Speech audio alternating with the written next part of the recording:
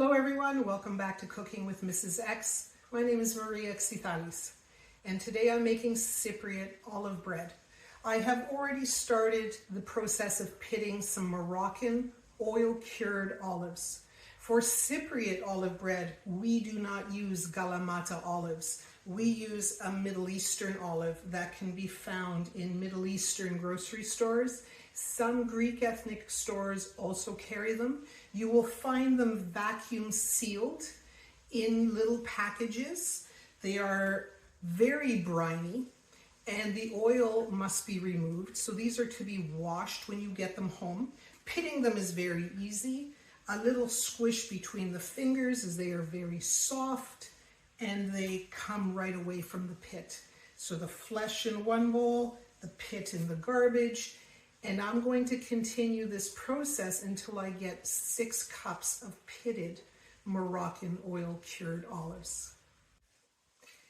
It does take time to actually pit that many olives, but our beautiful North African olives are ready for our olive bread. I have taken the time to chop 6 onions. They were size medium to large. And our onions are going to be added to our olives.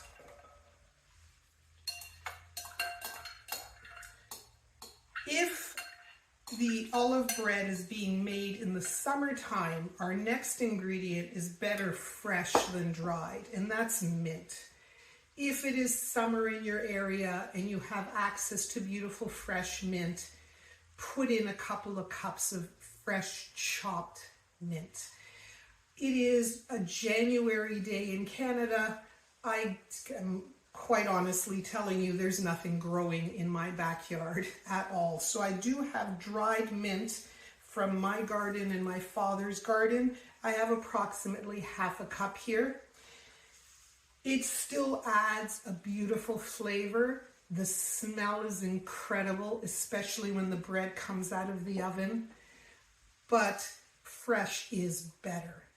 But this is still an okay alternative for the winter. And to this also, I have a 1/4 cup of extra virgin cold pressed olive oil. So this is going to be the mixture that I'm going to roll into our bread once our dough is ready. So this just needs a quick stir, get everything incorporated, and put it to the side. Now that our mixture for our olive bread is set to the side, and I must say, the combination of smells is beautiful. Even with the dried mint instead of fresh, this kitchen has become filled with beautiful aromas of Cyprus. Now we're going to make the dough. To the bowl of my stand mixer, I have 5 cups of all-purpose flour. To this, I'm going to add 1 teaspoon of salt. I'm just going to use the dough hook to give everything a little bit of a stir to make sure that salt is evenly distributed. I'm going to make a little well in the middle, and there's nothing fancy about this at all. I am just going to pour in my yeast mixture, and this is 2 cups of warm water, 1 tablespoon of white granulated sugar, and 1 tablespoon of dry active yeast that I set to the side while I was peeling and cutting the onions. And you see how beautiful and frothy it has become. The yeast is activated and it is ready to do the job of creating beautiful air bubbles in our bread. So quite simply, I'm just adding all of it into the stand mixer bowl, I should say, in with the flour and the salt. Just going to give it a once over with the dough hook and attach it to my mixer. I am going to put this on low and let the mixer do most of the work for the first 5 minutes before I transfer it to my cutting board. The stand mixer has done most of the hard work for me. What I'm going to do now is take the dough and transfer it to a lightly floured board and just finish the kneading process before transferring it to a lightly oiled bowl. So I put a little bit of olive oil in a stainless steel bowl, swirled it around with my fingers. It makes for a non-stick surface. So I'm just going to add a little bit more flour onto the dough ball itself and then just knead it by hand. Doesn't take much, just a moment, a few turns, give it a decent shape, put it in the bowl, wrap it with saran wrap, and then leave it be in a nice warm place. I just have a nice warm kitchen in general, so it's going to be sitting on my counter for the next half hour to 40 minutes.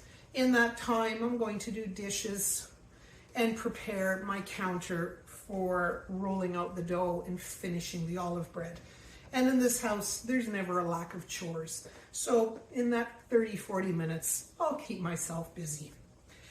So this is a nice shape now. It's a very nice dough. Here's my bowl. Has a thin layer of olive oil. And there it will rest. I will cover it with saran wrap so it doesn't dry out. It retains the moisture and the heat, and it will rise beautifully. It's been approximately half hour. I've caught up with doing dishes and putting things away from the initial preparation. And the dough that I had placed in the oil bowl has doubled in size. It's absolutely beautiful. It has a good bounce back to it. Still feels so warm. What I'm going to do is get this back out onto my board, lightly flour the surface, and using a bench scraper, because I don't want to damage my pastry board with a knife, I'm just going to cut this in half.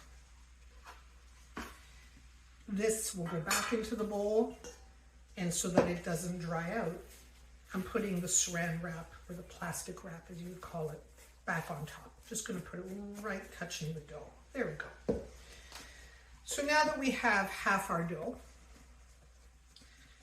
I'm just going to lightly flour the top of it, underneath. We're going to start rolling this out.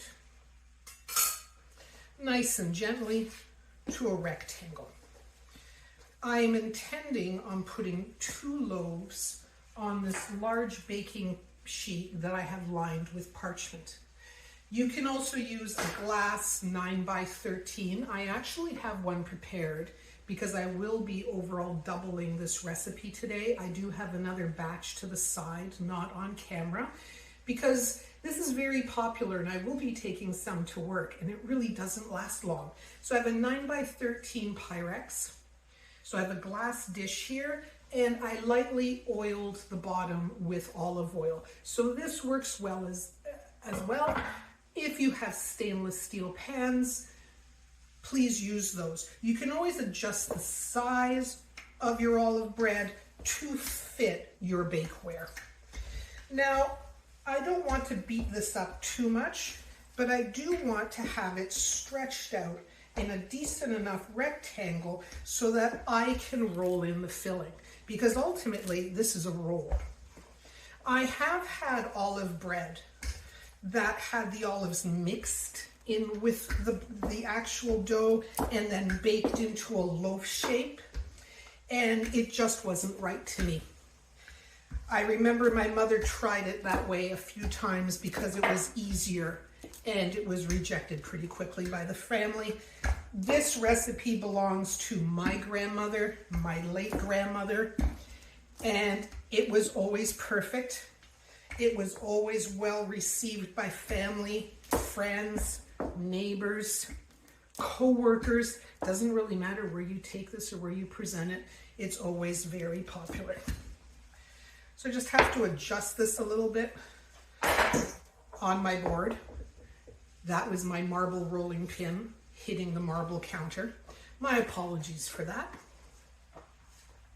Just going to stretch this out a little bit and continue giving it a shape.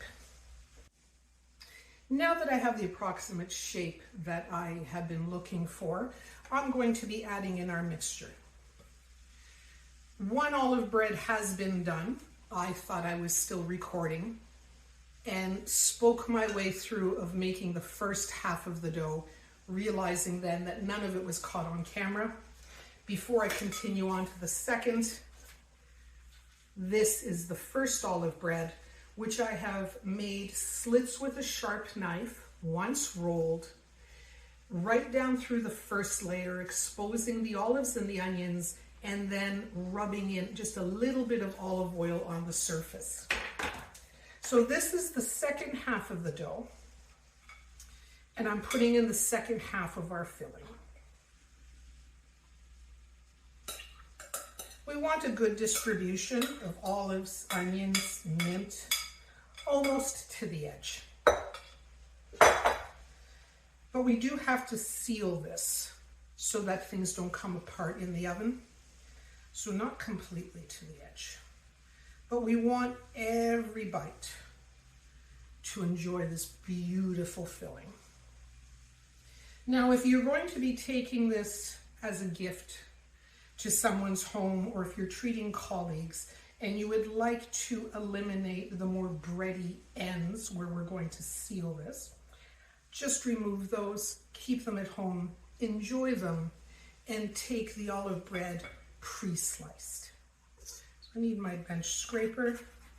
I'm just going to lift the ends and just fold over. It's just going to keep things in place better in the oven. Just like that while we roll. Put any filling that accidentally falls out back in and gently roll. It is a very resilient dough. There isn't much fear of ripping as long as the rolling process isn't overly aggressive. And we're just going to seal it, and we're going to put it seam side down in our baking pan.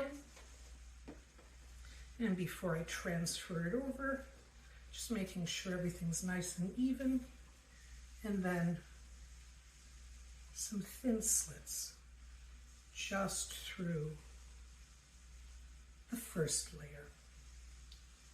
And then I'm going to put a little bit of olive oil on top. It's going to be time for the second rise. And the only time we need for the second rise is the time it takes to warm up your oven to 350 degrees. So I'm going to transfer this to my baking pan and turn on the oven. And once we hit 350, I will put these in for 1 hour. The olive breads have been in the oven for 1 hour. They're golden, they're beautiful, and the entire house smells fabulous.